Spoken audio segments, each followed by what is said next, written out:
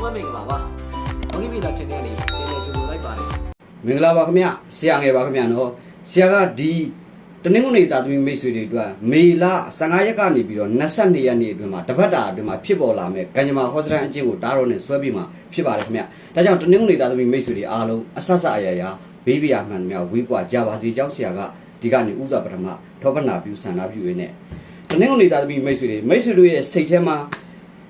မေတ္တာရေးနဲ့ရနဲ့ပတ်သက်ပြီးတော့တွေးခေါ်ကြံစနေတာမျိုးအရှိန်နဲ့ပတ်သက်လို့တွေးခေါ်ကြံစနေတာမျိုးတွေလိုစဉ်းစားတွေးခေါ်နေတယ်မိမိအနေနဲ့ရည်စားမရှိသေးတဲ့လူငယ်တွေဆိုလို့ရှိရင်ရည်စားချစ်သူရည်စားငါဘလို့ဖူးစာပတ်နဲ့ရရင်ကောင်းမလဲဘလို့အိမ်အောင်ကြရင်ကောင်းမလဲဆိုတာမျိုးသမီးရည်စားများအနေနဲ့ဆိုလို့ရှိရင်လည်းမိမိရဲ့ဟာလာဖူးစာပတ်ဟာဘလို့လူမျိုးလဲဆိုပြီးတော့တေးသေးချာချာကိုစဉ်းစားတွေးခေါ်နေတော့ကာလကံမျိုးဖြစ်တယ်အိမ်အောင်ရှင်များဖို့ဆိုရင်လည်းမိမိတို့အနေနဲ့အိမ်အောင်ရေးနဲ့ပတ်သက်လာရင်ဘာကြောင့်အစင်မပြေခြင်းတွေဖြစ်ရတယ်လဲသို့မဟုတ်လို့ရှိရင်အိမ်အောင်ရေးနဲ့ပတ်သက်လို့ဘာကြောင့်ဝေးနေရတယ်လဲပေါ့ဒီလိုနားလည်မှုတွေဖြစ်နေတယ်လဲဆိုတော့အိမ်အောင်ရေးနဲ့ပတ်သက်တဲ့မေတ္တာရေးရာပတ်သက်တာတွေမှာအပြေရှားချိန်ဆတွေးခေါ်နေတော့ကံမျိုးဖြစ်ပါတယ်ခင်ဗျာအလုတ်ကိုင်းနဲ့ပတ်သက်ရင်တော့လုပ်ငန်းအတွင်းမှာစိတ်ပန်းလူပန်းစိတ်မောလူမောဖြစ်နေရတတ်သောကာလဖြစ်ပါတယ်ဒါကြောင့်လူလုံးရဲ့သားသမီးမိတ်ဆွေတွေနဲ့အလုတ်နဲ့ပတ်သက်လာရင်အလုတ်ကိုင်းနဲ့ပတ်သက်ရင်အထက်လူကြီးအကြီးအကဲတွေရဲ့ဖိအားပေးမှုလေးတွေနည်းနည်းလေးကြုံနေရတာမျိုးတွေဖြစ်စေလုပ်ငန်းနဲ့ပတ်သက်လာလို့ရှိရင်အစင်မပြေတာမျိုးနည်းနည်းလေးစိတ်ပန်းလူပန်းတာမျိုးလေးတွေကြောင့်အလုတ်မှာကိုကဦးစီးဦးဆောင်လုပ်နေရတာမျိုးဟိုနေရာလဲပါရဒီနေရာလဲပါရနဲ့စိတ်တွေမွန်းကျက်အိုက်နေတော့ကာလဖြစ်ပါတယ်ခင်ဗျာလုပ်ငန်းအရာထူးအလုပ်ကိုင်နဲ့ပတ်သက်လာလို့ရှိရင်မိတ်ဆွေတို့အနေနဲ့ယာထူးလုပ်ငန်းကိုင်နဲ့ပတ်သက်လို့အပြောင်းရွှေ့လေးတွေမှာတော့အားနည်းစီတာမျိုးလေးတွေဖြစ်ပေါ်နေတော့ကာလဖြစ်တယ်အထက်လူကြီးအကြီးအကဲတွေရဲ့အမြင်တော်မူလေးတွေဖြစ်နေတတ်တယ်ကိုယ်ပိုင်လုပ်ငန်းလုပ်နေတဲ့မိတ်ဆွေများစီးပွားရေးလုပ်ငန်းကိုင်နဲ့ပတ်သက်ပြီးတော့စတင်လှုပ်ဆောင်တဲ့မိတ်ဆွေများဖို့ကတော့ဒီကာလတာတော့တွင်မှာဆိုရင်လုံးဝနဲ့ရင်ကနေပြည့်ရင်တာမျိုးလေးတွေအားနေပါတယ်ဘာကိုလှုပ်တနုံနေသားသမီးတွေကဒီအပတ်တာတော့တွင်မှာတော့အပြိုင်ဆိုင်အတိုက်ခိုက်တွေများနေတတ်တဲ့အတွက်ဖြစ်နိုင်လို့ရှိရင်မိမိတို့အနေနဲ့လုပ်ငန်းပြိုင်အလုပ်ပြိုင်တွေတတိထားဆင်ခြင်ပါဘာကိုဖြစ်ကြိုတင်ဖွင့်ပြောတာမျိုးလေးတွေဟာအပြတ်သဘောကိုဆောင်ပါတယ်ယာတုလုပ်ငန်းကိုင်နဲ့ပတ်သက်ဖို့တိုးရှက်ခြင်းထက်လက်ရှိရှိနေတဲ့အလုပ်ကိုအကောင်းဆုံးအဖြေရှာချိန်ညှိပြီးတော့ထိန်းလုပ်တာပုံမူအားတာသောကာလဖြစ်ပါတယ်ကျမ်းမာရေးနဲ့ပတ်သက်လာရင်တော့ဘာမှစိုးရိမ်စရာမရှိပါဘူးကျမ်းမာရေးနဲ့ပတ်သက်လာရင်မိမိတို့အနေနဲ့စိတ်ထဲမှာမပြောတာမျိုးလေးတွေကြောင့်စိတ်ပန်းလူပန်းဖြစ်ရတာမျိုးလေးတွေကြောင့်ကျမ်းမာရေးနဲ့ပတ်သက်လာရင်စိတ်မောလူမောဖြစ်ရတာမျိုးဟိုနာအကိုက်ဒီနာခဲတာမျိုးအိတ်မပြောအတွေးလွန်တာမျိုးဒါလေးတွေကလွယ်ကျန်တာဆူဆူဝါမရှိလာပါဘူးကျမ်းမာရေးနဲ့ပတ်သက်ရင်တော့စိတ်ပျော်ရင်ကိုကျမ်းမာပြီးစိတ်ညစ်ရင်ကျမ်းမာရေးအလိုလိုစိတ်တက်ကြလာတဲ့အတွက်မိမိရဲ့စိတ်ပေါ်မှာသာမူတည်တဲ့အတွက်ကျမ်းမာရေးကဘာမှစိုးရိမ်စရာမရှိပါဘူးသို့တော့လက်စစ်ပစ္စည်းတွေနဲ့ပတ်သက်တာမျိုးလေးတွေရင်တွေနဲ့ပတ်သက်တာဓာတ်တွေနဲ့ပတ်သက်တာမျိုးလေးတွေမှာကိုင်းအသုံးချတဲ့အခါမှာတတိထားပါနည်းနည်းအနှဲငယ်စရိထိခိုက်ချနာခြင်းမျိုးလေးတွေကြုံရတတ်တော့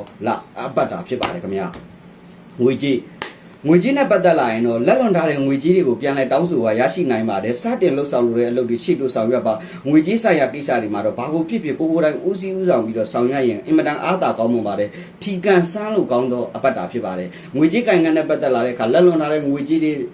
စုံတော့မလို့ဖြစ်နေတဲ့ငွေကြေးတွေသို့မဟုတ်ငွေကြေးနဲ့ပတ်သက်လို့ပြောဆိုတဲ့အခါမှာကိုကရဲဝန်းနဲ့ကိုယ်တိုင်ဦးစီးဦးဆောင်လုပ်ရင်အောင်မြင်ခြင်းတိုးတက်ခြင်းတွေရရှိမယ်ဆိုတဲ့အပတ်တာဖြစ်တယ်ငွေကြေးကိစ္စနဲ့ပတ်သက်လာရင်ငွေဝင်လာတာမျိုးလေးကြုံရတတ်တယ်ရရှားနေရှားတိုင်းတစ်ပါးပြပခီးသွားနိုင်ငံခြားခီးသွားနဲ့ပတ်သက်တာမျိုးလေးတွေဆိုလို့ရှိရင်လေဒီကာလအတော်ဒီမှာရှေ့တို့ဆောင်ရလှုပ်ဆောင်ရင်ကောင်းမွန်သောကာလဖြစ်ပါတယ်ပညာရေးနဲ့ပတ်သက်လာရင်တော့ပညာရေးကံဟာနည်းနည်းလေး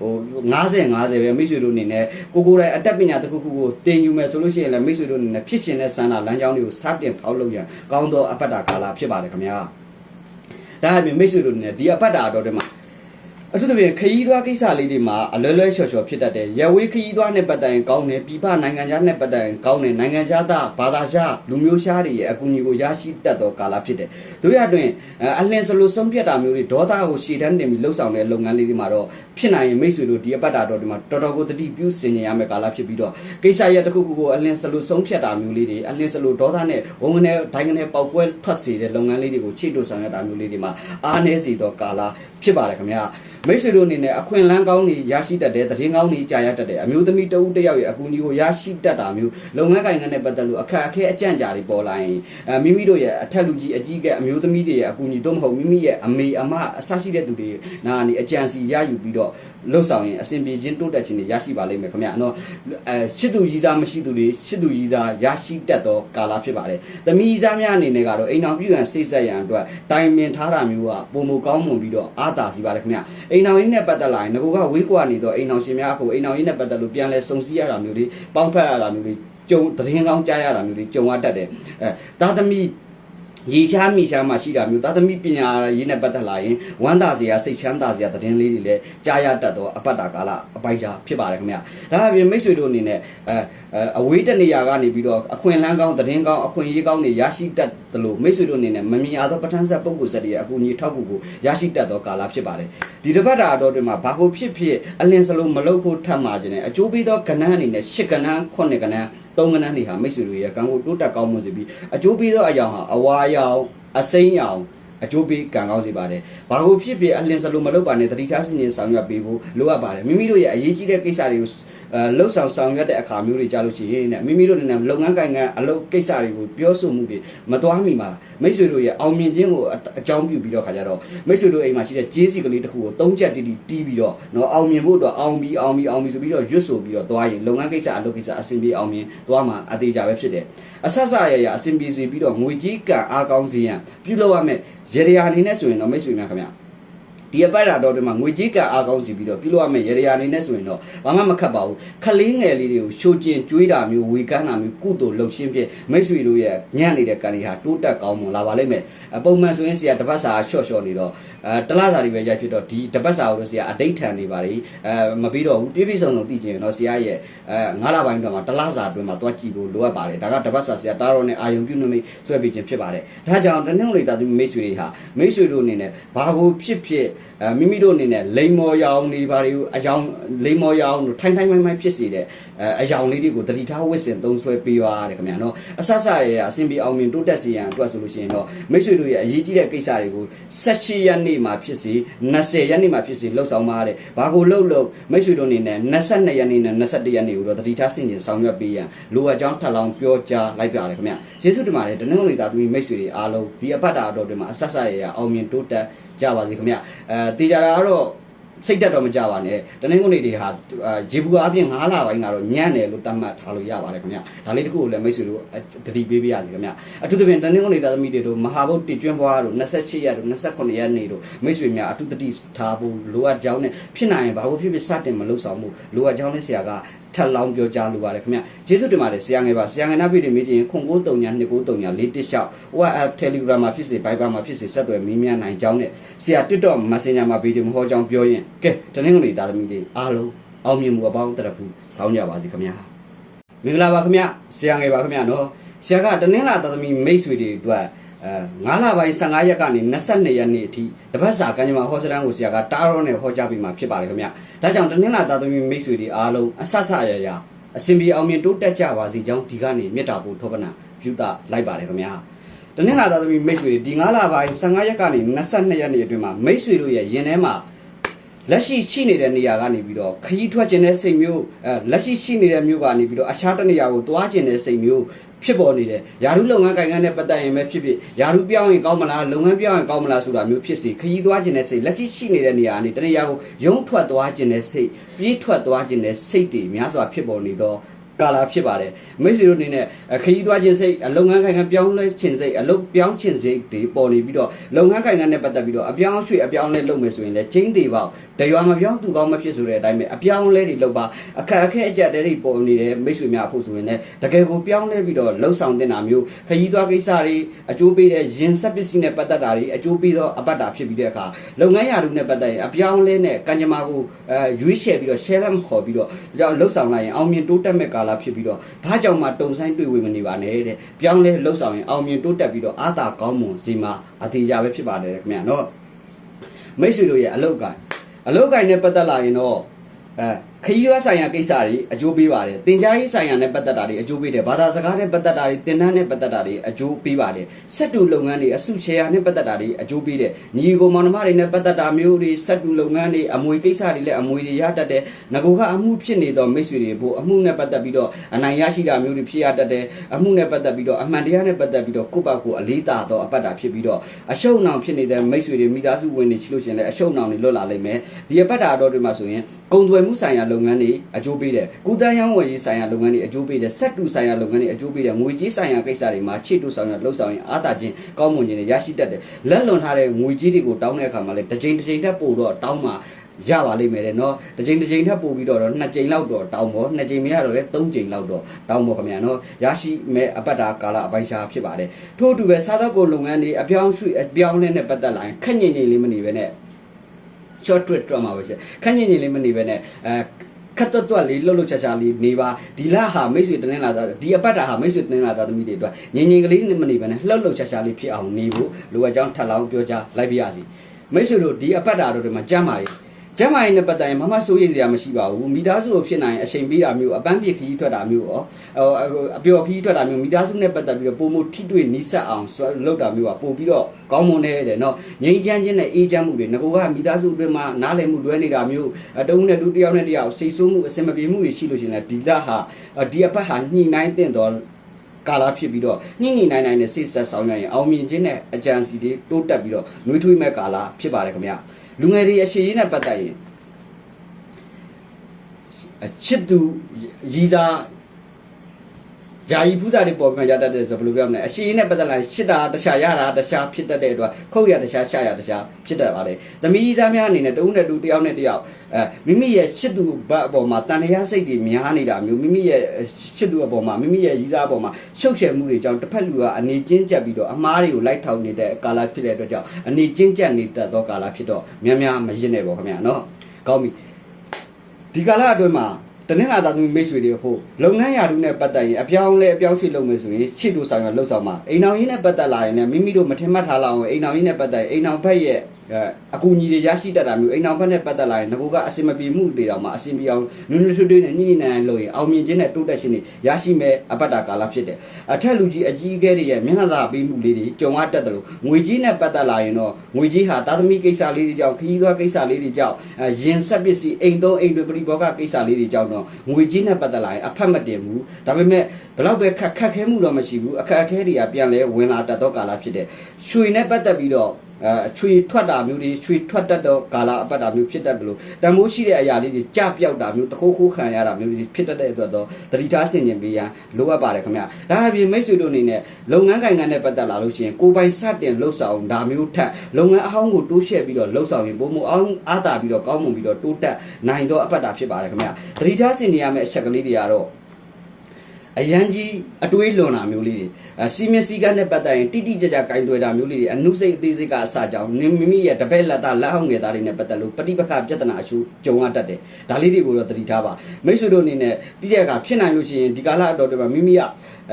သတိမိတ်ဆွေအပေါင်းဟောင်းနေအပေါင်းနဲ့အဟောင်းနေနဲ့ပတ်သက်လာလို့ရှိရင်စိတ်တော့ကပေးရတာမျိုးတွေကိုဂုံသတင်းပြတ်အောင်နမီပြတ်အောင်သတင်းဆောင်တတ်တဲ့အတွက်တော့ဒီချက်လေးတွေကိုသတိထားဆင်ခြင်ပေးဖို့လိုအပ်ပါတယ်အဟောင်းနေနဲ့ပတ်သက်လာလို့ရှိရင်တော့မိတ်ဆွေဟောင်းအပေါင်းအသင်းဟောင်းရည်စားဟောင်းချစ်သူဟောင်းနေနဲ့ပတ်သက်ရင်တော့မှ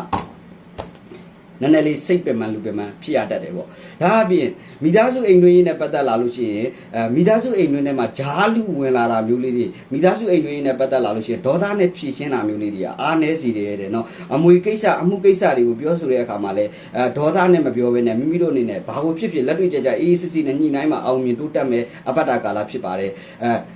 အလောင်းကစားနဲ့ပတ်သက်တာမျိုးလေးတွေညံ့ပါတယ်အလောင်းကစားအပျော်ပါးနဲ့ပတ်သက်တာလေးဒီမှာတတိထားစီရင်ဆောင်ရွက်အရန်လိုအပ်သောကာလဖြစ်ပြီးတဲ့အခါဘာကိုဖြစ်အလောင်းကစားတို့အပျော်ပါးတို့နဲ့ပတ်သက်တာမျိုးလေးဒီမှာအားနည်းစေတဲ့အတွက်တတိထားစီရင်ဆောင်ရွက်ရန်လိုအပ်ကြောင်းထပ်လောင်းပြောကြလိုပါတယ်ငွေကြီးနဲ့ပတ်သက်လာလို့ရှိရင်တော့လက်လွန်ထားတဲ့ငွေကြီးတွေကိုပြန်လဲတောင်းမှာတစ်ချိန်နှစ်ချိန်နဲ့ပုံမှုတောင်းမှာရရှိမဲ့ကာလဖြစ်တယ်ဒီလတာအတော်တွင်မှာဆိုရင်အဝါရောင်မိုးပြရောင်အပန်းရောင်တွေကမိတ်ဆွေတို့ရဲ့ကံကိုတိုးတက်စီပြီးတဲ့အခါအကျိုးပေးသောကဏ္ဍအက္ခရာတွေအနေနဲ့ဆိုရင်တော့9ကဏ္ဍ9ကဏ္ဍတွေဟာမိတ်ဆွေတို့ရဲ့ကံကိုတိုးတက်စေနိုင်ပါတယ်တတိထားဆင်ခြင်ပေးရမှာတော့မိတ်ဆွေတို့အနေနဲ့ဒီလတာတော်ဒီမှာဆို22ရက်နေ့1ရက်နဲ့15ရက်နေ့1ရက်15ရက်နေ့22ရက်နေ့2ရက်ကိုတော့အရေးကြီးတာကိုဖြစ်နိုင်ရင်မလုပ်ပါနဲ့တဲ့ဒါပေမဲ့ဒီကြားအတွင်းမှာဆိုလို့ရှိရင်20ရက်19ရက်21ရက်ဒီလိုရက်တွေမှာအရေးကြီးတဲ့ကိစ္စတွေကိုပြောဆိုဆောင်ရွက်ရင်အောင်မြင်တိုးတက်ပြီးတော့အဆင်ပြေပါလိမ့်မယ်တဲ့ခင်ဗျာနော်ဒါကြောင့်မိတ်ဆွေနင်္လာသားသမီးမိတ်ဆွေတွေအဋိဌာန်တို့ရေရရာတို့ဘာညာတို့ကတော့မိတ်ဆွေတို့အနေနဲ့ဆရာရဲ့တလားတာမှာဝင်ကြည့်လိုက်ဆရာကဒါတပတ်တာပဲဟောပြီးခြင်းဖြစ်တယ်။ကောင်းပြီမိတ်ဆွေတို့ရဲ့အရေးကြီးတဲ့ကိစ္စတွေလှုပ်ဆောင်တဲ့အခါပြောဆိုဆောင်ရွက်တဲ့အခါမှာတနင်္လာသားသမီးမိတ်ဆွေတို့မိမိအိမ်ကနေမထွက်မီမှာအားလုံးကို31ဖုန်းမှာရှိတဲ့မိတ်ဆွေတွေအားလုံးမိမိရဲ့လုပ်ငန်းကိုင်ငန်းနဲ့ပတ်သက်ပြီးအလုံးနဲ့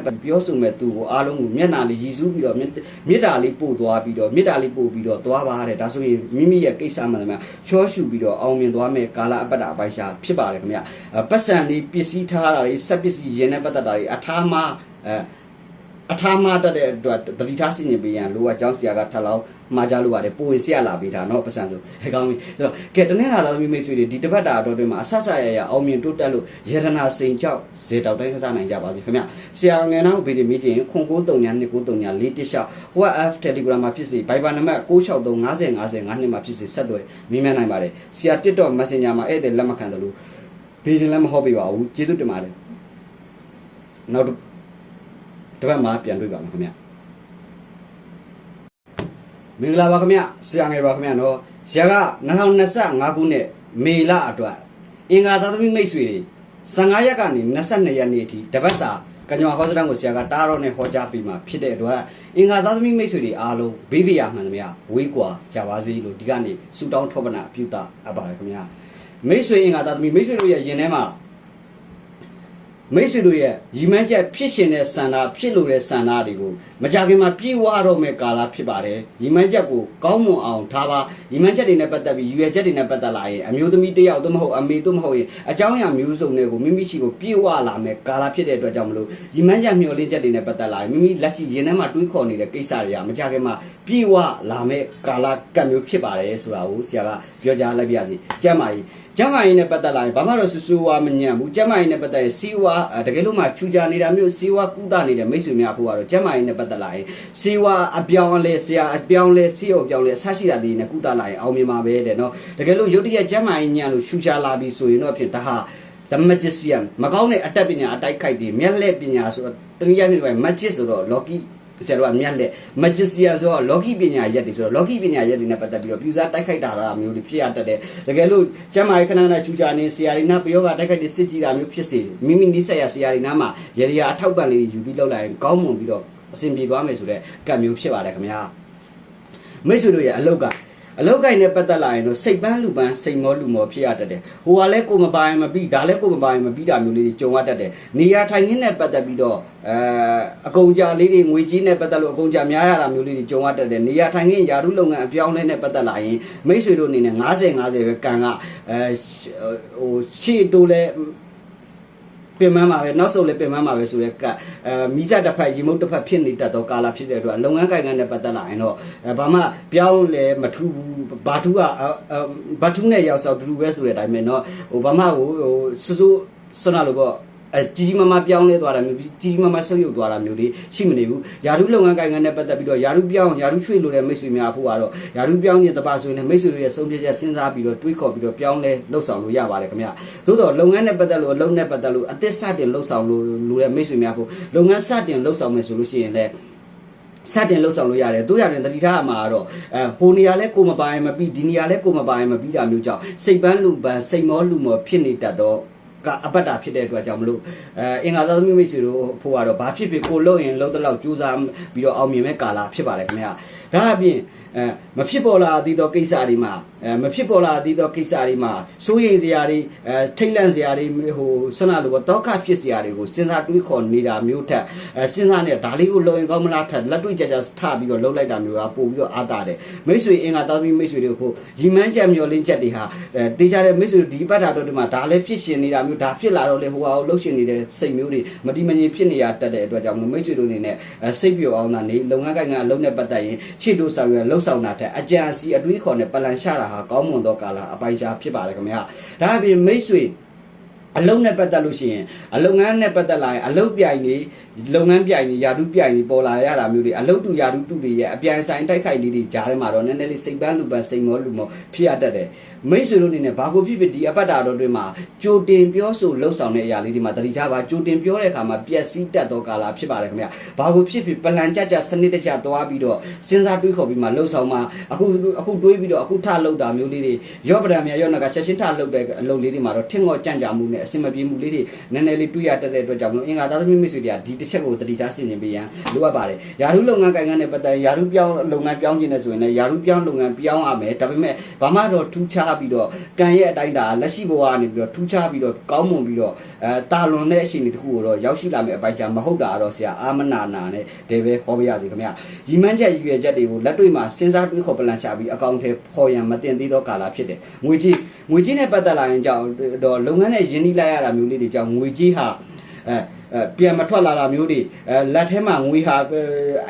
မြုပ်နေတာမျိုးလေးတွေကြောင့်ငွေကြီးနဲ့ပတ်သက်လာမိမိလက်ထဲမှာပြစရာတော့မရှိဘူးဒီလိုမျိုးလေးကြုံရတတ်တယ်ထို့အတူပဲမိတ်ဆွေတို့အနေနဲ့အမှုကိစ္စအမွေကိစ္စဖြစ်နေတဲ့သူတွေရုံးကလနာကိစ္စလေးတွေဖြစ်နေတဲ့သူတွေအပြတ်သဘောဆောင်တဲ့ကိစ္စလေးတွေပြဿနာတွေကိုဖြေရှင်းတဲ့အခါမှာကိုယ်တိုင်ဦးစီးဦးဆောင်ဖြေရှင်းတာဟာကံရဲ့အားနည်းမှုကိုရရှိတတ်တယ်အောင်မြင်မှုတွေအားနည်းနိုင်တဲ့အတွက်ကြောင့်မလို့မိတ်ဆွေတို့နဲ့တတိထားပါအရှုံးနှောင်ကိစ္စလေးတွေရင်အန်ရဲ့ကိစ္စလေးတွေမှာတတိထားဆင်ခြင်ပေးဖို့လိုအပ်ကြောင်းနဲ့နော်ကိုကစေတနာတွေပို့ပြီးသူများရဲ့လုပ်ငန်းကိုင်ငန်းတွေမှာကိုကလုပ်ကူကမှဓာခုတ်ရာကမိမိသူများဓာခုတ်ရာကိုကလက်ဝင်ရှိုးတယ်လို့ဖြစ်တတ်တဲ့အတွက်ကြောင့်မလို့အာမခံပေးတဲ့ကိစ္စလေးတွေမှာတတိထားဆင်ခြင်ပေးဖို့လိုအပ်ပါတယ်သူတစ်ပါးရဲ့ကိစ္စတွေမှာကိုက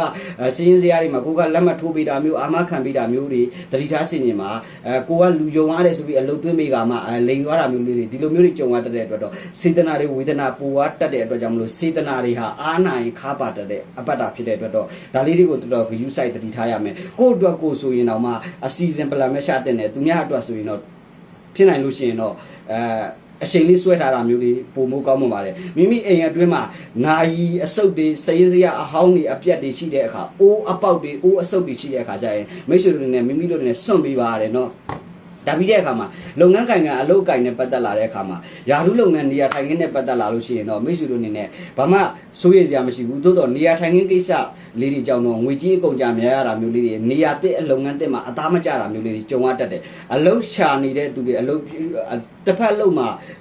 အလုပ်ပြောင်းကျင်တဲ့မိတ်ဆွေများဟိုကတော့တစ်ဖက်အလုပ်မှာပြောင်းကျင်တယ်ဆိုတာကိုတည်တည်ချာချာကျင်းတည်ရရှိမှသာပြောင်းမှာမဟုတ်လို့ရှိရင်ဒီအလုပ်ကိုထွက်ပြီးအခြားတစ်လုပ်ရှာမယ်ဆိုတဲ့မိတ်ဆွေများဒီကာလမှာဆုံးဖြတ်စဉ်းစားရန်မတင်တော့အပတ်တာကာလဖြစ်ပါတယ်ဗဇက်ကဖယားလက်ကကာယဖြစ်နေတတ်တဲ့ဖယားတရားလေးပုံမှုပြီးတော့ဖိလုပ်ပြီးလိုအပ်ပါတယ်အဖွဲ့အစည်းအသင်းနဲ့ပတ်သက်လို့ငွေကြေးတွေအကူအညီရရှိတာမျိုးမိတ်ဆွေအသစ်တွေနဲ့ပတ်သက်လို့အကူအညီတွေရရှိတတ်တယ်လို့မိတ်ဟောင်းဆွေဟောင်းနေနာကနေပြီးတော့အထောက်ပံ့ကောင်းအကူအညီကောင်းတွေရရှိတတ်သောကာလဖြစ်တယ်ထို့အပြင်ဘာသာတရားနဲ့ပတ်သက်ပြီးတော့ပုံမှုပြီးတော့ရွတ်ဆိုတာမျိုးလေးတွေဘာသာတရားနဲ့ပတ်သက်ပြီးတော့ပုံမှုအာရုံစိုက်ကြည့်ပေးပါနော်အကူအညီကောင်းအထောက်ပံ့ကောင်းတွေအဆောင်ရှောက်ကောင်းတွေအကူအညီတွေကိုရရှိတတ်တဲ့ကာလဖြစ်ပါတယ်ဒါအပြင်လူငယ်တွေအရှိနဲ့ပတ်သက်လာရင်တော့ဘာမှစိုးရိမ်စရာမရှိပါဘူးကြီးစားလဲရအိမ်အောင်လဲကြဖြစ်တတ်ပါတယ်တမီကြီးစားများအနေနဲ့ငကိုကတအုပ်နဲ့တူတယောက်နဲ့တယောက်အဆက်အသွယ်ပြတ်နေရင်တော့ပြန်လဲဆက်သွယ်ရရှိတာမျိုးအိမ်အောင်ပြုရန်စိတ်ဆက်ရန်တိုင်မင်ဒါမျိုးအိမ်အောင်ကြတာမျိုးလေးတွေအိမ်အောင်ရင်းနဲ့အိမ်အောင်ပြုဖို့အတွက်ကိုစဉ်းစားတွေးခေါ်တိုင်မင်ညှိနှိုင်းပြောဆိုရင်အမှန်တန်ကောင်းသောအပတ်တာဖြစ်ပါတယ်ခင်ဗျာဒါအပြင်အိမ်အောင်ရင်းနဲ့ပတ်သက်လာရင်တော့မိတ်ဆွေတို့အိမ်အောင်ရင်းနဲ့ပတ်သက်ရင်တော့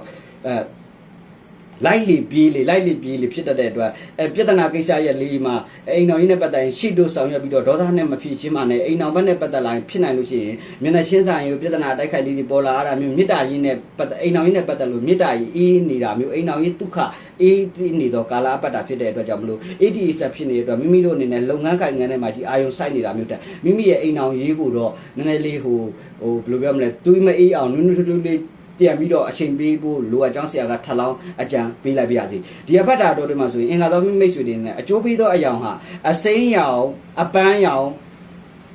်အဝါရောင်တွေဟာမိတ်ဆွေတွေရဲ့ကံကိုတိုးတက်ကောင်းမှုပါတယ်စက်ပစ္စည်းဝင်တတ်ပါတယ်လုပ်ငန်းအသစ်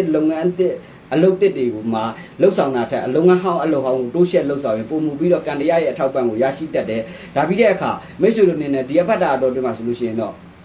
မိမိတို့ရဲ့အိမ်တွင်းမှာစက်ပစ္စည်းအစုပ်တွေအဟောင်းတွေလက်စစ်ပစ္စည်းအစုပ်အဟောင်းတွေနာယီတွေရက်တက်နေတဲ့နာယီတွေမှာရက်တက်နဲ့ကြမ်းကြမသွားစီအောင်ပြက်ကလေးအစုပ်အဟောင်းတွေရှိလို့ရှိရင်စွန့်ပြီးပါတက်ခဲလဲပြီးတာမျိုးတွေခမည်းများလုပ်ပြီးပါတဲ့မိတ်ဆွေတို့ရဲ့ကံကိုတိုးတက်စေရန်အတွက်ဆိုမိမိရဲ့မွေးနေ့မှာနော်မိမိရဲ့မွေးနေ့မှာဖျောင်းနိုင်အဝါရောင်လေး၃နိုင်ကိုမိမိအိမ်ရန်မြတ်စွာဘုရားမှာအဝါရောင်လေး၃နိုင်ကိုမြတ်စွာဘုရားမှာသရိကံလိုပုံစံလေးသရိကံလိုပုံစံလေး၃ခုပေါ့နော်တိုင်ဖိုကနောက်ဆိုင်လိုတိုင်လေး၃တောင်လေးစိုက်ပြီးတဲ့အခါကျလို့ရှိရင်မိတ်ဆွေတို့နဲ့မိမိအိမ်ရန်မြတ်စွာဘုရားမှာဗကံများလေးတစ်ချက်ပေါ်မှာပူဇော်ပြီးတော့မိမိတို့အနေနဲ့ကံကောင်းစီရန်အတွက်ရည်စူးပြီးတော့မိမိတို့ရရှိသောဘာသာတရားဂုဏ်တော်လေးတွေကျွတ်ဖတ်ပြီးတော့ကံမြင့်အောင်လုပ်ရင်တိုးတက်ပြီးတော့အစဉ်ပြေမှုနဲ့အာသာမှုတွေရရှိလာမယ်အပတ်တာဖြစ်ပါတယ်ခင်ဗျဒါအပြင်စကားအများကြီးပြောတဲ့အလုပ်တွေမှာအားနည်းစီသောအပတ်တာကာလအပိုင်းခြားဖြစ်တဲ့အတွက်စကားကိုနည်းနိုင်တဲ့တာကိုနေတာပုံမကောင်းမွန်သောအပတ်တာကာလအပိုင်းခြားဖြစ်ပါတယ်ခင်ဗျဒါအပြင်မိတ်ဆွေအင်္ဂါသားသမီးတွေကမိမိတို့ရဲ့အရေးကြီးသောကိစ္စတွေပြောဆိုလှုပ်ဆောင်တဲ့အခါအဆက်ဆက်ရအစဉ်ပြေအောင်မြင်တိုးတက်စေရန်အတွက်ဆိုကိုယ်တိုင်ဓာတ်ရိုက်သွားခြင်းမဟုတ်ဘဲနဲ့မိမိတို့လိုရာကိုမသွားမိမှာလမ်းဘေးနားမှာတဆိုင်ဈေးဆိုင်တဆိုင်မှာတခုခုဝယ်လိုက်တာမျိုးအပေါင်းအသင်းမိတ်ဆွေတယောက်ယောက်ကိုဝင်နှုတ်ဆက်တာမျိုးလုပ်ပြီးတော့မှသွားရင်ပို့ပြီးတော့ချ ချောမွေ့ပြီးတော့ထင်ငေါမှုတွေပျောက်သွားမယ်လို့ပြောလိုပါတယ်ခင်ဗျာကျေးဇူးတင်ပါတယ်အင်္ဂါသားသမီးမိတ်ဆွေတွေအားလုံးဆက်ဆရရအောင်မြင်အဆင်ပြေတိုးတက်ကြပါစေကြောင်းနဲ့အောင်မြင်မှုအပေါင်းတရခုစောင်းကြပါစေခင်ဗျာဆရာငယ်နာပြည်မေးခြင်းရင်ခွန်939294416 WhatsApp Telegram မှာဖြစ်စေ Viber မှာဖြစ်စေဆက်သွယ်မြင်းများနိုင်ကြောင်းနဲ့ဆရာ TikTok Messenger မှာပြည်မဟောကြောင်းနဲ့ဧည့်သည်လက်မခံကြောင်းဆရာကပြောကြားလိုက်ပြစီအတုတွေ view site ဖို့လိုအပ်ကြောင်းနဲ့အခုလိုရုပ်ချောချောလေးရတာဆရာငယ်အစ်စ်ဖြစ်ကြောင်းပြောရင်ကဲနောက်တစ်ပတ်မှာပြန်တွေ့ပါမယ်အင်္ဂါတွေအားလုံးအကျဉ်းသားတွေပို့လို့မေတ္တာတွေဝေလို့ကိုစီကျမ်းမှာရှောင်လာကြပါစေဗျာမင်္ဂလာပါခင်ဗျဆရာငယ်ပါခင်ဗျနော်ဆရာကဒီနေ့မှာတော့2025ခုနှစ်မေလအတွင်းမှာဗုဒ္ဓဖူးရဟုတ်တာသမီးမိတ်ဆွေတွေမေလ15ရက်နေ့ကနေပြီးတော့22ရက်နေ့ဒီတပတ်တာဟောစတန်းကိုဆရာဟောကြားပေးမှာဖြစ်ပါတယ်ခင်ဗျနော်ဒါကြောင့်ဗုဒ္ဓဖူးရဟုတ်တာသမီးမိတ်ဆွေတွေအားလုံးအဆက်အရာဘေးဘီယာတွေဝေးကွာကြပါစေကြောင်းဥစွာဒီကနေမေတ္တာဖို့ဆုတောင်းထောပနာပြုတာလိုက်ပါတယ်ခင်ဗျာ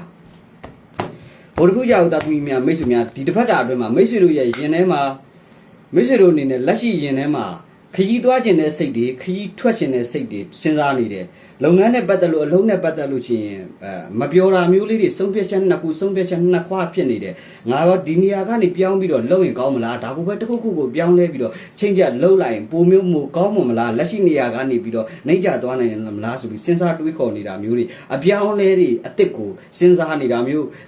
လုပ်ငန်းတစ်လုပ်ငန်းအလုပ်တစ်ကိုစဉ်းစားတွေးခေါ်နေတာမျိုးပလန်အစ်စ်ကိုစဉ်းစားတွေးခေါ်နေတဲ့ကာလမျိုးဘာကိုလုပ်ရင်ကောင်းမလဲဆိုပြီးတော့ကိုစဉ်းစားတွေးခေါ်အပြေချာနေတော့ကာလဖြစ်ပါလေခင်ဗျာနော်လက်ရှိမှာမိတ်ဆွေတို့အနေနဲ့အလောက်ကိုင်းနဲ့ပတ်သက်လာရင်တော့အထူးသဖြင့်လုပ်ငန်းကိုအဟောင်းကြီးကိုတိုးရှဲလှုပ်ဆောင်တာမျိုးလေးတွေအားနည်းစီပါတယ်လုပ်ငန်းနဲ့ပတ်သက်လာရင်ယာရုလုပ်ငန်းကိုင်ငန်းနဲ့ပတ်သက်လာရင်အထက်လူကြီးအကြီးအကဲတွေရဲ့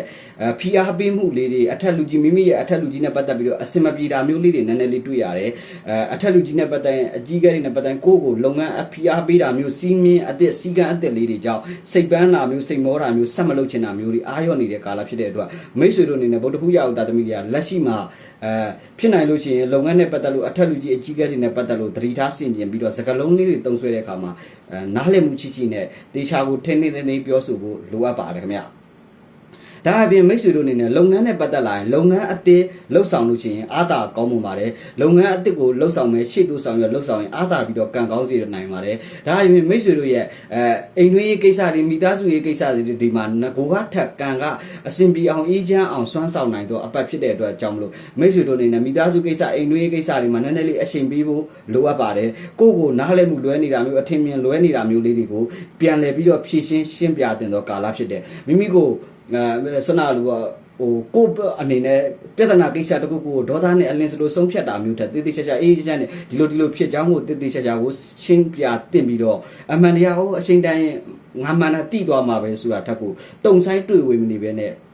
ရှင်းပြဖို့လိုအပ်ပါတယ်လုပ်ငန်းကိုင်ငန်းနဲ့ပတ်သက်ရင်ယာရုတိုးတာမျိုးယာရုတက်တာမျိုးတွေကောင်းပါတယ်ခရီးထွက်တာမျိုးခရီးသွားတာမျိုးတွေနဲ့ပတ်သက်လာရင်ရှေ့တိုးဆောင်ရလှုပ်ဆောင်လို့ကောင်းပါတယ်အိုးအိမ်ရှမ်းမီလုပ်ငန်းတွေအကျိုးပေးပါတယ်အိမ်ရှမ်းမီအာမခံနဲ့ပတ်သက်တာမျိုးလေးတွေအုတ်သွတ်တန်တဲ့အစရှိတဲ့အရာလေးတွေကူတန်းရောင်းဝယ်ရေးဆိုင်ရာတွေအကျိုးပေးပါတယ်ဒါပေမဲ့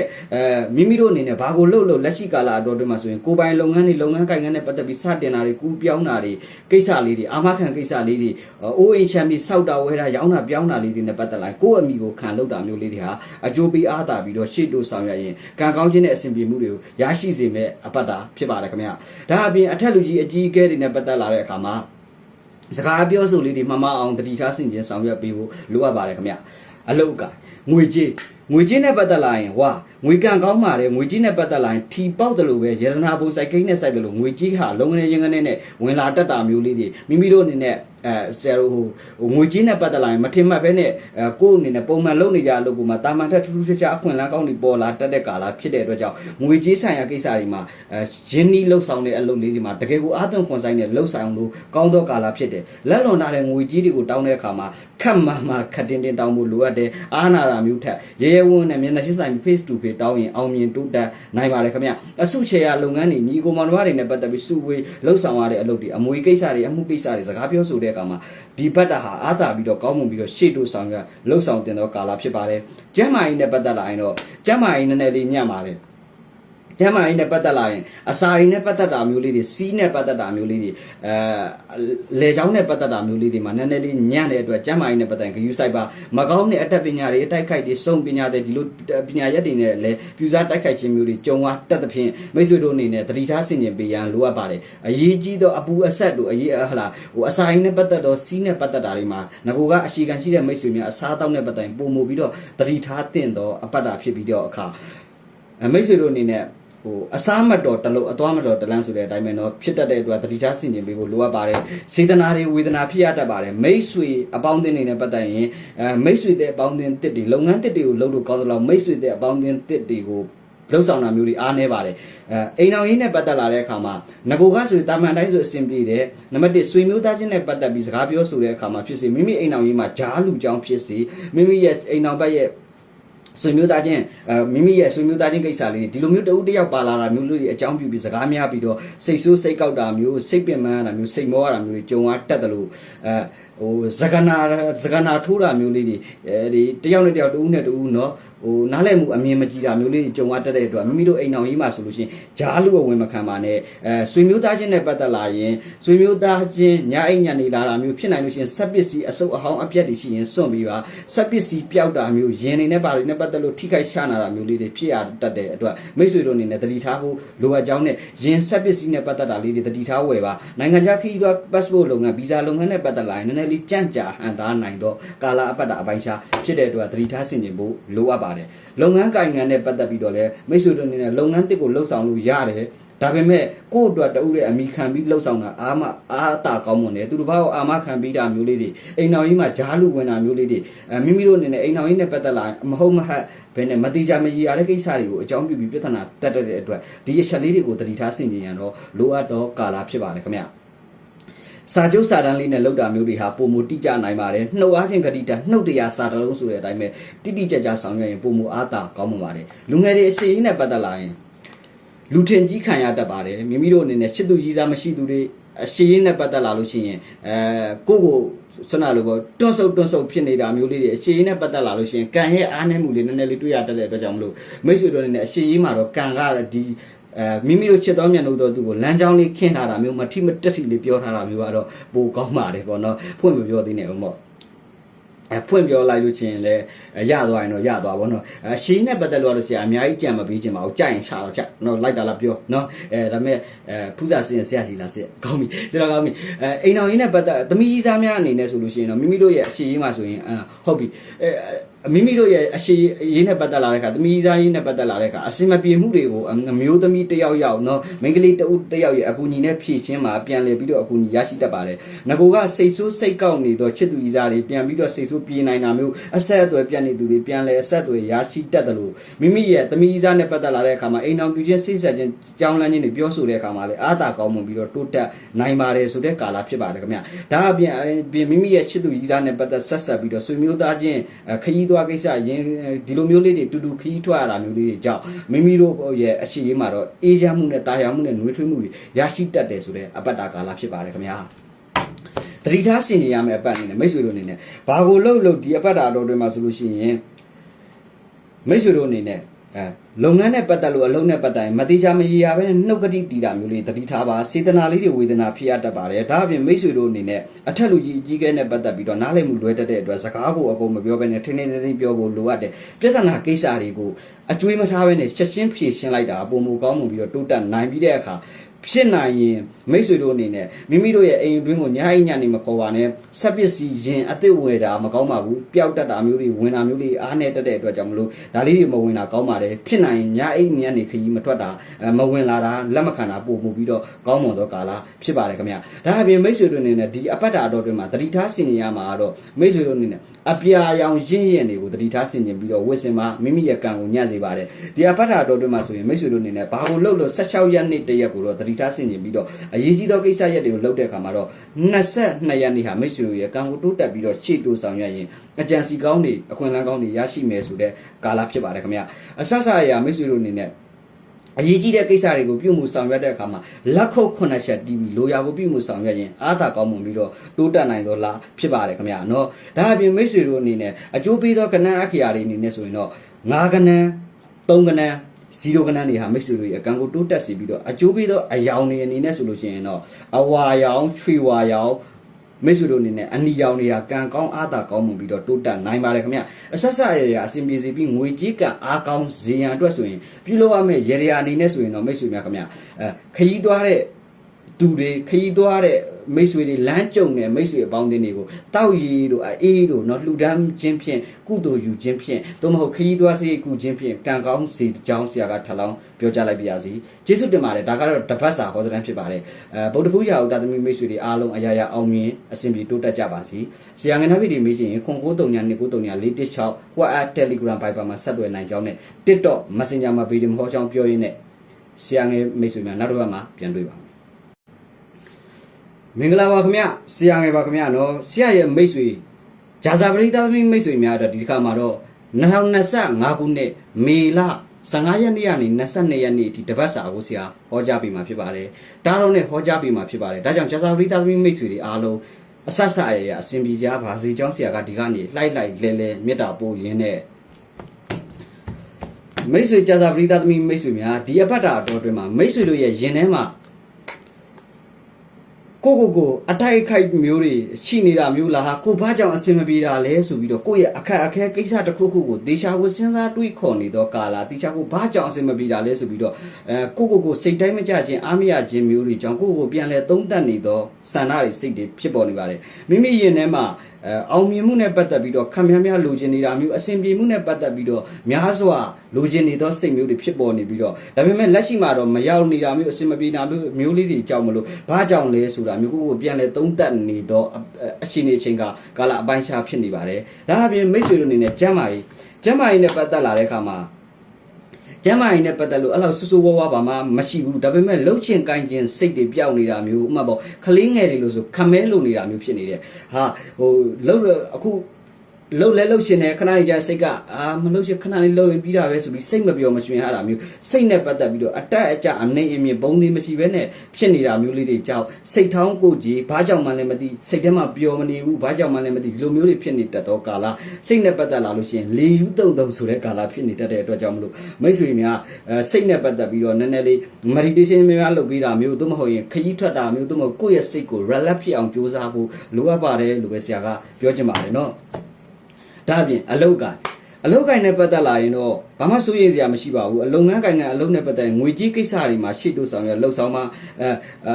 ာပညာရေးနဲ့ပတ်သက်ပြီးတော့ပြီးဆုံးအောင်တက်ပါလုပ်ငန်းကိုင်ငန်းနဲ့ပတ်သက်ရင်အလုပ်ကိစ္စစက်တူကိစ္စညီကိုမောင်တို့ကမိသားစုကိစ္စလေးတွေမှာရှေ့တိုးဆောင်ရလှုပ်ဆောင်လို့ကောင်းတော့ကာလဖြစ်ပါတယ်တဦးတည်းတယောက်တည်းလှုပ်ဆောင်တာမျိုးတဲ့အဖွဲ့အစည်းအသင်းဖွဲ့နဲ့ပတ်သက်ပြီးတော့စက်တူလှုပ်တာမျိုးတွေပေါင်းစုလှုပ်တာမျိုးလေးတွေအားသာကောင်းမှုပြီးတော့တိုးတက်နိုင်ပါတယ်မိမိရဲ့အတတ်ပညာတိုက်မြောက်မှုကိုအသုံးချပြီးလှုပ်ဆောင်တာမျိုးလေးတွေအကျိုးပေးပါတယ်နိုင်ငံခြားခရီးသွားနဲ့ပတ်သက်လာရင်နည်းနည်းလေးငွေကုန်ကြီးကြများရတာမျိုးလေးတွေကြုံရတတ်တယ်နိုင်ငံခြားကိစ္စခရီးသွားကိစ္စစလေးတွေမှာတော့ငွေကုန်ကြီးကြများရတတ်တယ်ဒါပေမဲ့နှစ်ကြိမ်လောက်လုံမှအောင်မြင်စွမ်းဆောင်နိုင်မဲ့အတွက်အမျိုးသမီးတဦးတယောက်ရဲ့အကူအညီကိုရယူပြီးတော့လှုပ်ဆောင်တာဟာပုံမကောင်းမွန်ပြီးတော့အားသာနိုင်တော့အပတ်တာဖြစ်ပါတယ်အစိုးရဝန်ထမ်းတို့ရုံးပိုင်းဆိုင်ရာမျိုးလေးတွေဥပဒေဆိုင်ရာကိစ္စလေးတွေမှာရှေ့တိုးဆောင်ရလှုပ်ဆောင်ရင်အားသာပြီးတော့တိုးတက်နိုင်တော့ကာလဖြစ်ပါတယ်ခင်ဗျဒါအပြင်မိတ်ဆွေတို့အနေနဲ့ငွေကြီးနဲ့ပတ်သက်ပြီးလက်လွန်ထားတဲ့ငွေကြီးတွေမှာပြန်လဲတောင်းဆိုကမှစကားများရတာမျိုးလေးတွေပြဿနာပဋိပက္ခဖြစ်ရတာမျိုးလေးတွေကြုံရတတ်တဲ့အတွက်တော့တတိထားဆင်ခြင်ပေးရန်လိုအပ်ကြောင်းထပ်လောင်းပြောလိုပါတယ်အရှိရေးနဲ့ပတ်သက်လာရင်လူငယ်တွေအရှိရေးမှာတော့မိမိချစ်တော်မြန်လို့တော့သူကိုလိုက်ပြောပါဒါပေမဲ့မိမိအနေနဲ့ကိုယ့်ထက် confident များတော့သူမျိုးတွေဖြစ်တတ်တဲ့အတွက်ကြောင့်မလို့မိတ်ဆွေတို့အနေနဲ့တတိထားဆင်ခြင်မှာလူများကြားထဲမှာကိုကချက်တဲ့ဆိုလူများကြားထဲမှာအပြောခံရတာမျိုးလေးတွေတော့တတိထားဆင်ခြင်ပေးဖို့လိုအပ်ပါတယ်ခင်ဗျာနော်ဒါအပြင်သမီးစားကြီးမှာဆိုလို့ရှိရင်တော့တဦးနဲ့တူတယောက်နဲ့တယောက်ပြဿနာလေးတွေအပြိုင်ဆိုင်လေးပေါ်လာရတတ်တယ်အထူးသဖြင့်ငွေကြေးနဲ့ပတ်သက်ပြီးတော့သမီးစားကြီးမှာငွေကုန်ကြီးကြများရတာမျိုးသို့မဟုတ်လို့ရှိရင်မိမိရဲ့သမီးစားပေါ်မှာမိမိရဲ့ချစ်သူအပေါ်မှာတန်လျာစိတ်များရိုးစွဆွဲမှုများကြောင့်တစ်ဖက်လူပေါ်မှာစိတ်ကျဉ်ကျပ်ပြီးတော့ပြဿနာကတောက်ကစားလေးတွေကြောင့်တယောက်နဲ့တယောက်တူးနဲ့တူးဘာမှမဟုတ်တဲ့ကိစ္စလေးတွေမှာတဝင်းဝင်နဲ့တောက်လောင်တတ်တယ်တတိထားဆင်ခြင်ပေးဖို့လိုအပ်ကြောင်းနဲ့ဘာမှလက်တွေ့မကြရင်လက်တွေ့မဆန်ရင်မရိုးစွမဆွတာအကောင်းဆုံးဖြစ်ပါတယ်ထို့အပြင်မိတ်ဆွေတို့လုပ်ငန်းအလုပ်အကင်နဲ့ပတ်သက်လာတဲ့အခါဒီအပတ်တာတော်တွေမှာ လုပ်ငန်းတွေနဲ့ပတ်သက်လာရင်ဖြစ်နိုင်ရင်အသစ်စတင်လှုပ်ဆောင်တာမျိုးလေးအားနည်းပါတယ်လုပ်ငန်းဟောင်းအလုပ်ဟောင်းကိုပဲသို့မဟုတ်လက်ရှိရှိနေတဲ့အလုပ်ကိုပဲအကောင်းဆုံးဖြစ်အောင်စူးစမ်းပါစူးစမ်းကမှတော့ကကြမယ်ကာလအပတ်တာအပိုင်းခြားဖြစ်ပါတယ်လုပ်ငန်းနဲ့ပတ်သက်ရင်လုပ်ငန်းသစ်လှုပ်ဆောင်တာမျိုးလေးအားနည်းပါတယ်လုပ်ငန်းနဲ့ပတ်သက်လို့ရှိရင်ယာရုလုပ်ငန်းကိုင်ငန်းနဲ့ပတ်သက်ရင်ယာရုပြောင်းတာမျိုးနေရာထိုင်ခင်းနဲ့ပတ်သက်ပြီးအပြောင်းလဲလှုပ်ဆောင်တာမျိုးလေးအားသာကောင်းမှုတိုးတက်နိုင်ပါတယ်ဒါပေမဲ့ကြွေတလက်ကြက်တခုံလုပ်တဲ့အလုပ်လေးတွေသတိထားပါအလောင်းကစားအပျော်ပါနဲ့ပတ်သက်လာရင်သတိထားဆင်ခြင်ရမယ့်ကာလဖြစ်တယ်လူယုံမလွယ်ပါနဲ့လူယုံတော်တော်လေးတတ်တဲ့အတွက်သတိထားဆင်ခြင်ပေးဖို့လိုအပ်ပါတယ်ပြီးတဲ့အခါမိမိတို့အနေနဲ့ကံကိုလောင်ကြည့်ထပ်ရတဲ့လူတွေပေါ့နော်အတက်နိုင်ဆုံး view site ပါဆိုလိုတာဗျာနော်မစွန်စားမပါနဲ့ဥပမာပေါ့အမင်းကိုတက်လို့ရတယ်လို့ဆိုငါကူးနေကြပါဆိုပြီးတော့ဟိုဘက်ကဥမာပေါ့ဥမာတိုက်တွေပါလေနှစ်ထပ်ကူးမယ်ဟိုဘက်တွေပဲလမ်းကူးတာဆိုကျိုးလေးကိုတေချာရှိပြီးကူးပါဟောငါနဘောကလည်းကူးနေကြပါဆိုမှရှေ့လျှော်လက်လျှော်တာမျိုးလေးတွေဒီလိုမျိုးပေါ့ဆရာဥပမာပေးတာနော်သတိထားဆင်ခြင်ရန်တော့လိုအပ်သောကာလဖြစ်တယ်အတိတ်ဆောင်အမှားယွန်းမခံတင်သောအရာမျိုးကိုတိတိကျကျတိတိကျကျမြဲမြဲလောက်တာပိုကောင်းနေဆိုတဲ့ကာလဖြစ်ပါတယ်ခင်ဗျာနော်ဒါအပြင်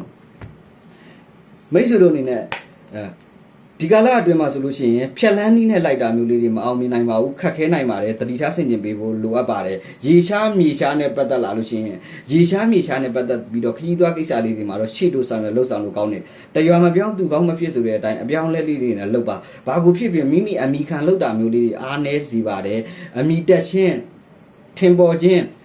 းဆွမ်းနာလို့ပေါ့အများနဲ့အပွဲစည်းနဲ့ပတ်သက်ပြီးပြောဆိုတဲ့အခါမှာကိုယ့်ရဲ့စမ်းအားတွေကြာနေတဲ့အတွက်ကြောင့်မလို့မိတ်ဆွေတို့အနေနဲ့တရော်ကမုန်းလေးနဲ့ခေါင်းချော်တာမျိုးဖြစ်စီစိတ်ပြေလက်ပြောက်အောင်ခိတ္တခဏနားယူပြီးတော့မှလှုပ်ဆောင်တာပုံမှုပြီးတော့အားသာကောင်းမှုပြီးတော့တိုးတက်နိုင်ပါတယ်ဆိုတဲ့အကြောင်းကိုထပ်လောင်းပြောကြားလိုက်ပြရစီခင်ဗျာဒါအပြင်မိတ်ဆွေတို့အနေနဲ့အိမ်တော်ကြီးနဲ့ပတ်သက်လာတဲ့အခါမှာဝေးနေတာပဲတူကောင်းမယ်ဆိုတဲ့အတိုင်းပဲเนาะဝေးကွာနေတော့သူများဖို့ကတော့ဘာမှစိုးရိမ်စရာမရှိပါဘူးအဆက်အသွယ်ပြတ်နေသူတွေအဆက်အသွယ်ပြန်လဲရရှိတတ်တယ်ဝေးကွာနေသူတွေတရင်ကောင်းကြားရတာမျိုးမိမိရဲ့အိမ်အောင်ဘက်နဲ့ပတ်သက်ပြီးတော့ငွေဝင်လာတာမျိုးတွေကြုံရတတ်တယ်လို့အထောက်ပံ့အကူအညီကောင်းတွေရရှိတတ်တယ်ဒါပေမဲ့အတူရှိနေတဲ့မိတ်ဆွေများအဖို့ကတော့တဦးနဲ့တူတယောက်နဲ့တယောက်ကြားမှာနားလည်မှုများပြီးတော့စကားပဋိပက္ခလေးတွေအကြောင်းစိတ်ဆိုးစိတ်ကောက်တာမျိုးအိမ်မောကဆင်းသွားတာမျိုးသို့မဟုတ်လို့ရှိရင်လည်းမိမိရဲ့အိမ်အောင်ဘက်ကယာရုတက်လို့မိမိကိုယ်တိုင်ယာရုတက်လို့ခဏခွဲရတာမျိုးလေးတွေကြုံရတတ်တယ်တကယ်လို့မှမိတ်ဆွေတို့နဲ့အိမ်တော်ကြီးနဲ့ပတ်သက်ပြီးတော့အစင်ကလည်းမပြေဘူးညအိမ်ညနေဝင်လာဖို့အတွက်သို့မဟုတ်ရင်မိမိအိမ်အတွင်းကိုညအိမ်ညနေလာမဲ့သူရှိလို့ရှိရင်တော့မိမိအနေနဲ့မိမိအိမ်အတွင်းမှာရှိတဲ့မိသားစုဝင်တဦးတယောက်ကိုညအိမ်ထွက်အိပ်ပေးပါခင်ဗျာနော်ပြီးတဲ့အခါဒီလိုမျိုးကထွက်မအိပ်သေးဘူးဒီလိုမျိုးလည်းညအိမ်ညနေဝင်ထားတယ်အိမ်တော်ကြီးကလည်းအစင်မပြေသေးဘူးမိမိအိမ်မက်ထဲမှာခွေးတွေအိမ်မက်တွေလူသေးတာတွေတွားကျိုးတာတွေမှတ်တယ်ဆိုရင်တော့ညအိမ်ညနေတယောက်လောက်တော့ရှင်နှချောင်းအရှင်ထွက်ပြီးဖို့လိုအပ်ကြောင်းထပ်လောင်းပြောကြားလိုက်ပြရစီခင်ဗျာဒီအပတ်တာတော်ဒီမှာမိတ်ဆွေကြာစာပရိသတ်သမီးများအနေနဲ့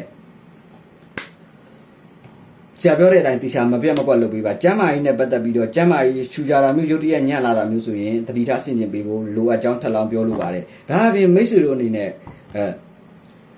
မိမိရဲ့လုပ်ငန်းအတွင်းမှာအလုပ်အတွင်းမှာမကောင်းတဲ့အတတ်ပညာတွေအတိုက်ခိုက်တွေကြောင့်ပြူစားတိုက်ခိုက်ခံရတာမျိုးလေးတွေကြုံရတတ်တဲ့အတွက်တတိချဆင်ခြင်ပေးဖို့လိုအပ်ပါတယ်ထို့အပြင်ဆရာထပ်ပြောပါမယ်ကြာစာပရိသတ်သမီးအများစုဒီတစ်ပတ်တာတော်ဒီမှာကန်နှဲငယ်လေးညံ့တဲ့အတွက်ကြောင့်မလို့တတိထားဆင်ခြင်ပေးရန်အတွက်လိုအပ်ကြောင်းထပ်မံပြီးတော့ပြောကြားလိုက်ပါရစေမိမိအိမ်အတွင်းမှာဖနက်ဆုပ်တွေအိုးဆုပ်တွေတောင်းဆုပ်တွေပလုံးဆုပ်တွေရှိရင်စွန့်ပေးပါဘုရားဆင်းလူတော်အပဲ့တွေအပြတ်တွေရှိရင်စွန့်ပေးပါပြီးတော့ဖြစ်နိုင်နှုတ်ကနေအာနမိတ်ဆောင်နဲ့တေးတယ်ပြတ်တယ်ကြီးတယ်ဆိုတာမျိုးလေးတွေကိုမပြောပါနဲ့ပြီးတဲ့အခါမိတ်ဆွေတို့အနေနဲ့ဒီကာလတော်တွေမှာဆိုစက်ပစ္စည်းယင်နဲ့ပတ်သက်လာတဲ့အခါမှာစက်ပစ္စည်းယင်နဲ့ပတ်သက်ပြီးတော့အဟောင်းတွေအပြတ်တွေရှိလို့ရှိရင်လည်းစွမ်းနာလို့ပေါ့မိတ်ဆွေတို့အနေနဲ့စွမ်းနာချင်းထုတ်တာမျိုးအသုံးမလို့တာတွေချင်းထုတ်တာမျိုးလုပ်ပေးပါဖြစ်နိုင်မွေးနေ့မှာဖဏတ်မဝယ်ပါနဲ့လို့ပဲဆရာကထပ်လောင်းပြောကြားလိုက်ပြရစီခင်ဗျဒါအပြင်မိတ်ဆွေတို့အနေနဲ့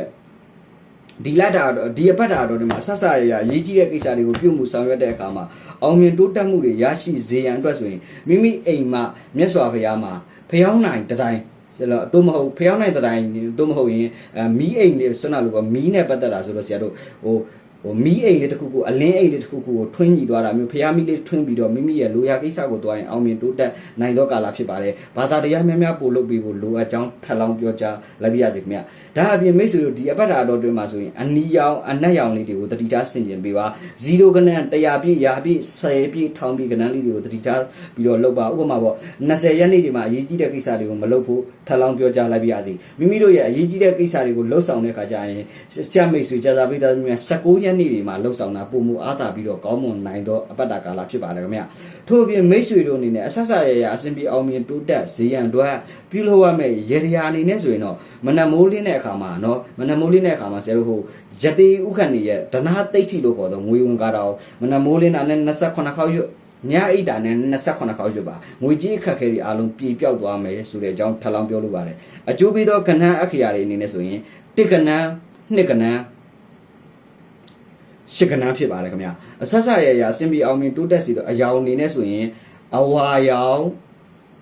်အပြာရောင်မိတ်ဆွေတို့အပန်းရောင်တွေကမိတ်ဆွေတို့ရဲ့ကံကိုတိုးတက်ကောင်းမှုအားသာဇေကြောင်းနဲ့ဇာစာပရိသတ်မိတ်ဆွေတွေအားလုံးအဆက်ဆက်ရရအစင်ပြေလို့ဘေးဖရာတွေဝေးကွာကြပါစေကြောင်းဆရာကပြောလိုပါတယ်ဆရာငယ်ပါခင်ဗျအဘေးတင်မင်းမြန်းချင်းခု9392939 ရှောင်း WhatsApp Telegram မှာဖြစ်စီ Viber မှာဆက်သွယ်နိုင်ပါတယ်ဆရာ TikTok Messenger အနေဧည့်သည်လက်မခံကြောင်းနဲ့အတုအပသတိထားကြောင်းနဲ့အခုလိုရုပ်ရှော့ရှော့လေးရတာဆရာဖြစ်ကြောင်းပြောရင်းနဲ့ကဲဆရာတို့နောက်ပတ်မှာပြန်ဆုံးပါမယ်ဂျာစာပရိသတ်သမီးတွေအားလုံးအောင်မြင်မှုတွေရရှိလို့လူတိုင်းကြံတိုင်းကောင်းကျိုးလိုရာဆန္ဒပြကြပါစေလို့ဆရာကဆုတောင်းတောပနာပြုတာလိုက်ပါတယ်ခင်ဗျာမင်္ဂလာပါခင်ဗျဆရာငယ်ပါခင်ဗျနော်ဒီနေ့မှာတော့ဆရာကတောက်ကြသာသမီမိတ်ဆွေများအတွက်2025ခုနှစ်9လပိုင်းမေ15ရက်ကနေ22ရက်နေ့ထိတပတ်စာခေါ်စရန်ကိုဆရာတာရော့ကတ်ဖြင့်ဆွဲပြီးမှဖြစ်တဲ့အတွက်ဥစွာပထမတောက်ကြသာသမီမိတ်ဆွေတွေအားလုံးအဆဆအရရမှန်သမျှဘေးဘီယာတွေဝေးကွာကြပါစီကြောင်းဒီကနေဆရာကမေတ္တာပူဆုတောင်းထုတ်ပနာပြုလိုက်ပါတယ်လက်ရှိတောက်ကြသာသမီများမိတ်ဆွေတို့ရဲ့ယင်ထဲမှာခရီးသွားခြင်းတဲ့စိတ်တွေခရီးထွက်ခြင်းတဲ့စိတ်တွေဖြစ်ပေါ်နေပါတယ်လက်ရှိနေတဲ့နေရာကနေပြီးတော့အပြောင်းလဲလှုပ်ဆောင်ရင်ကောင်းမလားသို့မဟုတ်တနေရာဟိုပဲခရီးသွားရင်ကောင်းမလားခရီးထွက်ရင်ကောင်းမလားလက်ရှိနေတဲ့နေရာကနေမပျော်ဘဲနဲ့တရွာမပြောင်းသူကောင်းမဖြစ်ဆိုတဲ့အတိုင်းအပြောင်းလဲနဲ့အပြောင်းအရွှေ့လှုပ်ရှင်နေတာမျိုးခရီးသွားကိစ္စလေးတွေအရွှေ့လားလှုပ်ရှင်နေတာမျိုးစိတ်ပန်းလူပန်းစိတ်မောလူမောနေတာကြောင့်တနေရာကိုရုံထွက်ပြေးထွက်သွားခြင်းတဲ့စိတ်မျိုးတွေဖြစ်ပေါ်နေတာအသေးချာပဲဖြစ်ပါတယ်ခင်ဗျကျမ်းမာရေးနဲ့ပတ်သက်လာရင်မိတ်ဆွေတောက်ကြတာသမီးတွေဟာကျမ်းမာရေးနဲ့ပတ်သက်လာဘာမှတော့ဆူဆူဝါးဝါဘာမှမရှိပါဘူးလုပ်ငန်းနဲ့ပတ်သက်လို့အလုံးနဲ့ပတ်သက်လို့ဟိုနားလဲပါရဒီနားလဲပါရတာမျိုးတွေကြောင့်လုပ်ငန်းကိုင်ငန်းနဲ့ပတ်သက်လို့ချင်းဟိုနေရာလဲပါရဒီနေရာလဲပါရကြောင့်အလုံးနဲ့ပတ်သက်လို့ချင်းကိုကနေရာတကာမှာဟိုနာပါဒီနာပါဖာနေရတဲ့စိတ်ပန်းလူပန်းစိတ်မောလူမောဖြစ်နေရတာမျိုးကိုကဟိုနေရာတကာဥဆောင်ကမှဖြစ်ရတဲ့အတွက်ကြောင့်မလို့ဘာကိုလှုပ်လို့အခက်အခဲတော့မရှိဘူးဒါပေမဲ့စိတ်ပန်းလူပန်းစိတ်မောလူမောဗျာအများရတတ်တော့အပတ်တာကြောင့်ဟိုဆွမ်းနာလို့ပေါ့ဟိုကိုဟို PR တွေများနေတာမျိုး stress တွေများနေရလို့ခံစားတတ်တယ်။ငါကအရှိခံကြမ်းမာရင်နဲ့ပတ်သက်လို့ညံ့နေတဲ့သူတွေတော့စီဝါကောင်းဆရာသမားအကောင်းနဲ့ကုလိုက်လို့ရှိရင်တတ်တာလာမဲ့ကာလဖြစ်ပြီးတော့ဆူဆူဝါးဝါတော့ဘာမှမရှိလာပါဘူး။လုပ်ငန်းကိုင်ကအလုံးနဲ့ပတ်သက်လာရင်ရန်အန်ဒရေအပြိုင်ဆိုင်တွေများနေတယ်လုပ်ငန်းကိုင်ကနဲ့ပတ်သက်လာရင်ကိုယ်တိုင်ဥဆောင်မှရမယ်ကာလဖြစ်တယ်လုပ်ငန်းနဲ့ပတ်သက်ရင်ကိုကရန်နေကြားတဲ့ကအပြိုင်ဆိုင်တိုက်ခိုက်တွေကြားတဲ့ကနေပြီးတော့ဣထက်အောင်မြင်အောင်ကြော်လွှားရမယ်ကာလဖြစ်တဲ့အပြင်ကိုမိတ်ဆွေဟောင်းအပေါင်းအသင်းဟောင်းတွေနဲ့ပတ်သက်လို့တတိထားဆင်ခြင်ရမယ်ကာလဖြစ်တယ်အများနဲ့ပတ်သက်တာတွေအဖွဲ့အစည်းအသင်းဖွဲ့နဲ့ပတ်သက်တာတွေဘာသာစကားသင်တန်းနဲ့ပတ်သက်တာတွေရှေ့တိုးဆောင်ရလှုပ်ဆောင်ရင်အားသာပါတယ်ဒါအပြင်မိတ်ဆွေတို့အနေနဲ့အယောင်းဝယ်ဆိုင်ရာကိစ္စကူးတန်းရောင်းဝယ်ဆိုင်ရာကိစ္စတွေအဖွဲ့အစည်းအမွေနဲ့ပတ်သက်တာတွေရှေ့တိုးဆောင်ရလှုပ်ဆောင်ရင်ကောင်းသောကာလအပတ်တာကာလအပိုင်းခြားဖြစ်ပါတယ်ခင်ဗျာဒါအပြင်မိတ်ဆွေတို့အနေနဲ့လက်ရှိကာလအတိုင်းလာတဲ့မှာဆိုရင်လူမျိုးရေးကိစ္စလေးတွေဘာသာရေးဆိုင်ရာတွေအဖွဲ့အစည်းအသင်းဖွဲ့နဲ့ပတ်သက်တာတွေအမီနာမခံလုပ်တဲ့အလုပ်ငန်းတွေပကြီးပပုဗေဒင်ပေဒစံကြံတရုပ်ဆောင်အစအရှိတဲ့အရာတွေအစိုးအကအရေးဒီတုခုမှနဲ့ပတ်သက်တာတွေစတင်ရှေ့တို့လှုပ်ဆောင်လို့ရတယ်ဘာကိုလှုပ်တော့လုပ်ငန်းကိုင်ကအလုံးနဲ့ပတ်သက်ရင်ကိုကအမီခံပြီးဥဆောင်လုံးမှသာအောင်မြင်မှုတွေရရှိမဲ့ကာလဖြစ်ပြီးတော့မိဟောင်းဆွေဟောင်းတွေနဲ့ပတ်သက်လို့ဂရုစိုက်တတိထားဆင်ခြင်ရမယ်လာဖြစ်တာကတော့အသေးချာပဲဖြစ်တယ်မဟုတ်မဟုတ်သတင်းတွေပြောရတတ်တာမျိုးလေးတွေကြုံရတတ်တယ်အထူးသဖြင့်ညံ့နာလေးတွေကိုဆက်လက်ပေါ်ပြပေးရစီညံ့နာလေးအနေနဲ့မိတ်ဆွေတွေနဲ့လက်ရှိကာလအတွင်းမှာမိသားစုကိုဘာကိုလှုပ်လို့မိသားစုဝင်ဝင်နဲ့တိုင်ပင်တာမျိုးတွေကိုကလှုပ်တော့ကိုကိုမိသားစုအိမ်တွင်းရေးကိစ္စတွေဒီမှာနားလည်မှုအားနည်းတာမျိုးတွေဖြစ်တဲ့အတတ်တဲ့အတွက်ကြောင့်မလို့မိရဲ့အိမ်တွင်းရေးကိစ္စမိသားစုရေးကိစ္စတွေမှာကိုကကိုညီပေးနိုင်ရင်ကိုညီပေးလိုက်ဖြည့်ရှင်းပေးနိုင်ဖြည့်ရှင်းပေးလိုက်ဒါပေမဲ့ကိုမတက်နိုင်တဲ့အပိုင်းကဏ္ဍတွေမှာစေတနာတွေပို့ပြီးတော့ဖြည့်ရှင်းတာမျိုးလေးတွေဆွမ်းနာတွေပို့ပြီးတော့ဟိုကူညီနိုင်တာမျိုးတွေကြောင့်ကိုလာပြီးကိုကဖြည့်ရှင်းကမှာကိုလာပြီးမုံတက်တဲ့အတွက်တတိထားဆင်ញင်ရမယ်ကာလအပိုင်းကြားဖြစ်ပါတယ်ခင်ဗျာဒါလေးကိုတတိထားဆင်ញင်ပေးဖို့လိုအပ်ပါတယ်ဒါအပြင်မိတ်ဆွေတို့အနေနဲ့လက်ရှိကာလအတိုင်းတာပြင်မှာဆိုလို့ရှိရင်စားတောက်ကုန်လုပ်ငန်းတွေစက်တူဆိုင်ရာလုပ်ငန်းတွေစက်သွယ်ရေးဆိုင်ရာလုပ်ငန်းတွေအစုရှယ်ယာနဲ့ပတ်သက်တဲ့လုပ်ငန်းတွေမှာပုံမူအားသာကောင်းမွန်ပြီးတော့အကျိုးပေးစေသောကာလအပိုင်းခြားဖြစ်ပါတယ်ခင်ဗျာတ တိထားစင်နေရမယ့်အချက်လေးတွေနေလဲငွေကြီးနဲ့ပတ်သက်လို့ငွေကြီးအာမခံကိစ္စလေးတွေမှာမလုပ်ပါနဲ့ငွေကြီးရှိတာငားတာလေးတွေညံ့ပါတယ်ငွေကြီးနဲ့ပတ်သက်လာတဲ့အခါမှာလက်ထဲမှာလူမြင်ရင်ကိုငွေမမြဲတတ်တဲ့ကာလဖြစ်ပြီးတော့ငွေကြီးနဲ့ပတ်သက်တဲ့အရာလေးမှာအရန်ကြီးလုံးကနေချင်းကနေရှိတာမျိုးတွေငွေကြီးနဲ့ပတ်သက်လာရင်ငွေကိုငွေစစ်တဲ့လုပ်ငန်းလေးတွေမှာတတိထားစင်ခြင်းရအတွက်လိုအပ်သောကာလအပိုင်းခြားကာလဖြစ်ပါတယ်ဆိုတဲ့အကြောင်းထပ်လောင်းပြောလိုက်ကြားလိုက်ပြရစီခင်ဗျာဒါအပြင်တောက်ကြတာသမီးမိတ်ဆွေဒီလတာတော့ဒီမှာဆိုရင်အဆက်ဆက်ရအမျိုးသမီးတဦးတယောက်ရဲ့အကူအညီကိုရရှိတာမျိုးမိမိရဲ့အထက်လူကြီးအကြီးအကဲတွေရဲ့အကူအညီကိုရရှိတတ်သောအပတ်တာဖြစ်တယ်။ယာရုလုပ်ငန်းအပြောင်းလဲနဲ့ပတ်သက်ရင်ယာရုပြောင်းနိုင်ပါတယ်ဒါပေမဲ့ယာရုနေရာထိုင်ခင်းထန်ဂရိုင်းကာလာလေးတွေကြောင့်ငွေကြီးနဲ့ပတ်သက်လို့အကုန်ကြများရတတ်ပါတယ်။ယာရုတိုးယာရုတက်လို့တဲ့မိတ်ဆွေများဖို့မြတ်စွာဘုရားမှာကြံရည်နှစ်ခွက်ကိုလူပါအဲ့ဒီကြံရည်လူရဲ့ခွက်ပေါ်မှာယာရုတိုးပါစေလို့ရေးပြီးတော့အကြံစီတွေအောင်မြင်အောင်မိမိအိမ်မြတ်စွာဘုရားမှာယာရုမပြောင်းမချင်းထိုးထားလိုက်ပါယာရုတွေတိုးတက်ပြောင်းလဲပြီးကောင်းမွန်လာမှာအသေးချာပဲဖြစ်တယ်။အကျိုးပေးသောကဏ္ဍအခရာတွေနေနဲ့ဆိုနှစ်ကဏ္ဍ6ကဏ္ဍ9ကဏ္ဍတွေဟာမိတ်ဆွေတို့အတွက်အကျိုးပေးကံကောင်းစီပြီးအကျိုးပေးစီသောအယောင်ဟာအနီညိုရောင်အပြာရောင်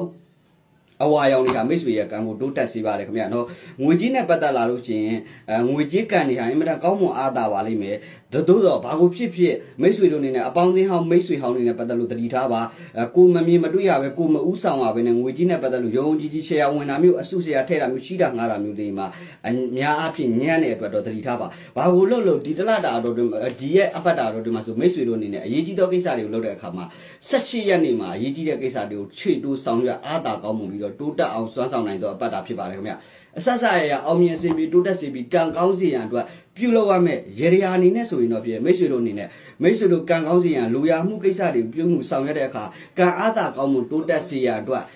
အရေးကြီးတဲ့ကိစ္စလူရမှုကိစ္စတွေကိုပြုမှုဆောင်ရွက်တဲ့အခါမှာမြတ်စွာဘုရားမှာတောက်ရီ9ခွက်ကိုဗန်းတစ်ချက်ထဲမှာမြတ်စွာဘုရားကိုတောက်ရီ9ခွက်လှူပြီးသွားရင်အောင်မြင်တိုးတက်မှုတွေရရှိပါလိမ့်မယ်ခင်ဗျဒါပြင်အရှိအိမ်အောင်ကြီးနဲ့ပတ်သက်လူငယ်တွေရှစ်သူလဲရအိမ်အောင်လဲကြဖြစ်ရတာမျိုးဖူးစာဘက်ပေါ်လာတတ်ပါတယ်အိမ်အောင်ရှင်များဘုံငကိုကသွေးနေသောအိမ်အောင်ရေးတွေမှာတုံးနဲ့တူတယောက်နဲ့တယောက်နားလည်မှုမလွယ်သောအိမ်အောင်ရေးတွေမှာပြန်လဲဆင်ပြေတာမျိုးမိမိအိမ်အောင်ဘက်နဲ့မိမိနဲ့ညှိနှိုင်းမရတဲ့ကိစ္စတွေမှာလက်ရှိမှာညှိနှိုင်းတိုင်ပင်ပြီးအကြံဉာဏ်ယူရင်အိမ်အောင်ရေးနဲ့ပတ်သက်လို့ရှိရင်အဆင်ပြေမဲ့ငကိုကအဆက်အသွယ်ပြတ်နေသူတွေပြန်လဲအဆက်အသွယ်ရရှိတတ်သောအပတ်တာဖြစ်တာတော့ဆရာကကျင်းတယ်မလွယ်ပြောလိုက်ပြရစီအဆဆရရအစဉ်ပြေစီပြီးတော့တိုးတက်စီရန်အတွက်ပြုလုပ်ရမယ့်အရာအနေနဲ့ဆိုရင်မိတ်ဆွေတောက်ကြတာသမီးတွေဟာဘာကိုဖြစ်ဖြစ်တုံဆိုင်တွေ့ဝင်မနေပဲနဲ့ထလုပ်လိုက်ပါအကျွေးမထားပဲနဲ့ရဲရဲကြီးစလုပ်လိုက်အောင်မြင်သွားမှအသေးချာပဲဖြစ်ကြောင်းပြောရင်းနဲ့တောက်ကြတာသမီးမိတ်ဆွေတွေ2025 5လပိုင်းတွင်မှာအဆဆရရအစဉ်ပြေအောင်မြင်လို့ရတနာစိန်ကြောက်ဇေတောက်တိုင်းကစားနိုင်ကြပါစေလို့ဆရာကဒီကနေ့မေတ္တာပို့ထောပနာပြုဆန္ဒပြုတာရင်းနဲ့ဆရာတို့နောက်တစ်ပတ်မှာပြန်ဆုံပါမယ်ကျေးဇူးတင်ပါတယ်ဆရာငယ်နာပြည်သူမင်းကြီး09392416 WhatsApp Telegram မှာဖြစ်စေ Viber မှာဖြစ်စေဆက်သွယ်မေးမြန်းနိုင်ကြောင်းနဲ့ TikTok မှာဆရာ Messenger မှာဗီဒီယိုမဟောကြောင်းနဲ့အခြားအရာလေးတွေရှိရင်တတိထားဆင်ញင်ပေးပါဆရာငယ်နာဖုန်းနံပါတ်တစ်လုံးနဲ့3ကြောင်းနဲ့ TikTok Messenger မှာဗီဒီယိုမဟောကြောင်းပြောလို့ပါတယ်ကျေးဇူးတင်ပါတယ်ဆရာတို့နောက်ပတ်မှာပြန်ဆုံကြတာပေါ့ဗျာမင်္ဂလာပါခင်ဗျဆရာငယ်ပါခင်ဗျနော်ဒီနေ့မှာတော့ဆရာကစနေသားသမီးမိတ်ဆွေတွေ2025ခုနှစ်မေလ15ရက်နေ့ကနေ22ရက်နေ့အထိတပတ်စာကညမှာဟောစရန်ကိုဆရာဟောကြားပေးမှာဖြစ်တဲ့အတွက်ဥစွာပထမစနေသားသမီးမိတ်ဆွေတွေအားလုံးအောင်မြင်မှုတွေအလီလီပိုင်ဆိုင်လို့ဘေးပြာတွေဝေးကွာကြပါစေကြောင်းဆရာကဒီကနေ့မေတ္တာပို့ဆန္ဒပြုထောပနာပြုတာရင်းနဲ့ဒီအပတ်တာတော်တွေမှာစနေသားသမီးမိတ်ဆွေများမိတ်ဆွေတို့ရဲ့ရင်ထဲမှာအလုံးနဲ့ပတ်သက်လို့လုပ်ငန်းနဲ့ပတ်သက်လို့ရှိရင်စိတ်ပန်းလူပန်းစိတ်မောလူမောဖြစ်နေတယ်လက်ရှိနေတဲ့အလုပ်ကကိုယ့်ကိုအားနေစေတာမျိုးကိုကအစင်မပြေတာမျိုးကိုကန်နေနေတယ်ကန်ညံ့နေတယ်ဆိုပြီးတော့တွေးနေတယ်စိတ်ထဲမှာတခုခုကိုဆိုလို့ရှိရင်ကောင်းတဲ့ positive thinking နဲ့မတွေးဘဲနဲ့ negative thinking နဲ့ငါတော့ဒါကြီးဖြစ်ရင်ဘလို့ဖြစ်တော့မယ်လို့ငါတော့ဒါကြီးဖြစ်စေဆိုတော့အနမိတ်ဆောင်တဲ့အတွေးတွေကိုတွေးခေါ်နေတဲ့အတွက်ဒီအတွေးတွေကိုဖျောက်ပြီးတော့မာတလုံးချောင်ပေါ့မတီးဘူးမရှိဘူးမကြောက်ဘူးမလုပ်ဘူးမရဘူးဆိုတာမျိုးထက်ကောင်းတဲ့အရာလေးတွေကောင်းတာလေးတွေကံကောင်းတော့မှာပဲငါတို့ငွေဝင်တော့မှာပဲငါတို့အဆင်ပြေတော့မှာပဲဆိုတဲ့နမိတ်တစ်ပေါက်အတိတ်ဆောင်လို့ကံကောင်းတဲ့စကားလေးတွေကိုပြောဆိုပြီးတော့ကံကောင်းအောင်လုပ်ပါဒါပြီးတဲ့အခါမိတ်ဆွေတို့ရဲ့ဆရာဘာလေးမှမပြောခင်တခုပြောလိုက်ပါမယ်မိတ်ဆွေတို့ရဲ့အလုပ်ကိစ္စလုပ်ငန်းကိစ္စဟဲ့ဒီတော့ဆရာဆိုဗီဒီယိုဟောတဲ့အခါဟောကန်ထိုင်လိုက်တာနဲ့ခုံကလေးကို3ချက်ပုတ်လိုက်ပြီးတော့ငါဒီနေ့လုပ်ငန်းတွေအဆင်ပြေတော့မှာပဲဆိုပြီးတော့ဆရာကအဲ့ဒီလိုအများအားလုပ်လို့ရှိတယ်အဲ့တော့မိတ်ဆွေတို့လည်းအသုံးတဲ့ပါစီချောင်းဆရာကပြောရင်းနဲ့စနေသားသမီးမိတ်ဆွေတွေဒီတပတ်တာအတွင်းမှာကျမ်းမာရေး ကျမ်းမာရေးနဲ့ပတ်သက်လာရင်မမစိုးရင်စရာမရှိဘူးကျမ်းမာရေးနဲ့ပတ်သက်ရင်တော့တောင်းတောင်းမိပါပဲခင်ဗျာနော်ငွေကြီးနဲ့ပတ်သက်တာတွေနဲ့ပတ်သက်လာတဲ့ခါမှာလဲကျမ်းမာရေးနဲ့ပတ်သက်လို့ငွေကြီးဟာခရီးထွက်ရတဲ့ကိစ္စလေးတွေကြုံရတတ်တယ်နိုင်ငံခြားခရီးသွားနဲ့ပတ်သက်တာတွေရှေ့တိုးဆောင်ရွက်ပါ passport လုပ်ငန်း visa လုပ်ငန်းတွေနဲ့ပတ်သက်ရင်ရှေ့တိုးဆောင်ရွက်ပါရင်စက်ပစ္စည်းနဲ့ပတ်သက်ရင်ဝင်လာတာမျိုးတွေကားဆိုင်ကယ်အဆရှိတဲ့အရာတွေရွှေငွေပဒံမြတ်ကြောက်မြတ်ရတနာတန်ဖိုးရှိတဲ့အရာတွေဝင်လာရတတ်သောကြောင့်ငွေကြီးကံကောင်းနေသောကာလဖြစ်ပါတယ်ခင်ဗျာအလောက်ကိုင်းနဲ့ပတ်သက်ရင်လက်ရှိမှာအသစ်စတင်လှုပ်ဆောင်တာမျိုးဟာအကျိုးမပေးစေတဲ့အတွက်လုပ်ငန်းဟောင်းနဲ့ပတ်သက်ပြီးတော့လှုပ်ဆောင်မှာအလောက်ကိုင်းနဲ့ပတ်သက်ရင်မကောင်းတဲ့အတတ်ပညာတွေလုပ်ငန်းနဲ့ပတ်သက်လို့အပြိုင်ဆိုင်တိုက်ခိုက်တွေကြောင့်မကောင်းတဲ့အတတ်ပညာတွေအတိုက်ခိုက်တွေနဲ့ပြည်စားတိုက်ခိုက်ရတတ်တဲ့အတွက်တော့ဒီຢာလေးတွေကိုရန်အနေနဲ့တတိထားပြီးတော့သူများကြွေးတာလေးတွေတတိထားစားပါလုပ်ငန်းပြိုင်အလုပ်ပြိုင်လေးတွေအပြိုင်ဆိုင်တိုက်ခိုက်လေးများတာမျိုးတွေမကောင်းတဲ့အိမ်မက်တွေဆွဲမှတ်တဲ့အခါမှာဒါအတိုက်ခိုက်တွေတတိထားဆင်ခြင်ပေးဖို့နဲ့လောကီပညာတိုက်ခိုက်တွေကြောင့်မိမိကိုမနာလိုတိုက်ရိုက်တိုက်ခိုက်တတ်တဲ့အတွက်တော့တတိထားဆင်ခြင်ရန်လိုအပ်သောကာလဖြစ်ပါတယ်ငွေကြီးနဲ့ပတ်သက်လာရင်အလုံးနဲ့ပတ်သက်လာရင်သေရင်မြေကြီးရှင်ရွှေတိဆိုတာမျိုးငုံမိသေးတိုင်းတက်နိုင်ဖျားရောက်ဆိုတဲ့အလုပ်တွေကိုအတက်နိုင်ဆုံးမလုပ်ဖို့တတိထားဖို့စင်ကျင်ဖို့ဆရာကထပ်လောင်းပြောလို့ပြီးတော့ကြီးကြီးမားမားဆွမ်းနာလို့ဆုံးရှုံးစရာတွေဖြစ်တတ်တဲ့အတွက်ကြောင့်မလို့ဆရာကတော့မရင်းနှီးစေလိုသေးဘူးအရင်ကြီးတိုးချက်မလုပ်ဆောင်ပဲပုံမှန်လေးအတိုင်းလက်ရှိနေတဲ့နေရာတွေကပို့ပြီးတော့ကောင်းပါတယ်တိုးချက်ရန်အတွက်စတင်ရန်အတွက်တော့အားနည်းစေတာအသေးချာပဲဖြစ်ပါတယ်ခင်ဗျာ